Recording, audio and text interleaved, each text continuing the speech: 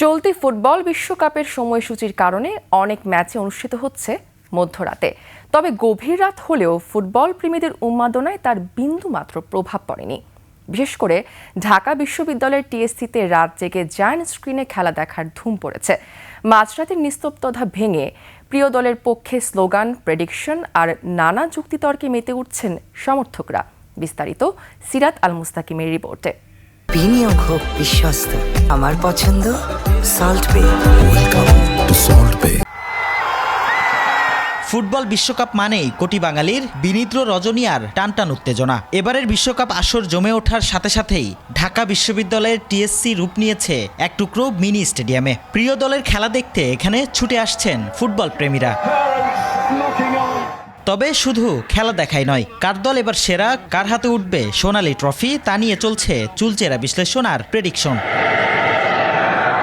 কেউ প্রিয় দলের শক্তিশালী ফরওয়ার্ড লাইনের দাপট দেখাচ্ছেন, কেউ আবার প্রতিপক্ষের রণভাগের দুর্বলতা খুঁজে বের করছেন। নানামুখী যুক্তি আর পরিসংখ্যানের এমন গরম তর্কে উত্তপ্ত পুরো টিএসসি এলাকা।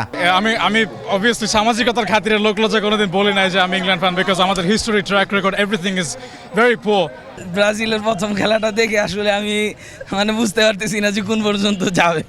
এই কারণে আজকে আমি ইংল্যান্ড সাপোর্ট করতেছি। কাপ তো আমরাই পাচ্ছি, এটা আলাদা করে বলার তো কিছু নাই। আসলে খেলার দেখলে ব্রাজিল সাপোর্টার নিজেরাও জানে তারা কতটা খারাপ খেলতেছে এবার। আমার কাছে মনে হয় ফ্রান্স আর আর্জেন্টিনা, এই দুইটা ফুল ফর্মে আছে, আর এদের মধ্যে হয়তো কেউ কাপ নিবে। হারজিতের হিসাব নিকাশ আর চুলচেরা বিশ্লেষণ যাই হোক না কেন, টিএসসির এই চিরচেনা ফুটবল উন্মাদনা প্রমাণ করে বাঙালি ফুটবলকে কতটা গভীরভাবে ভালোবাসে।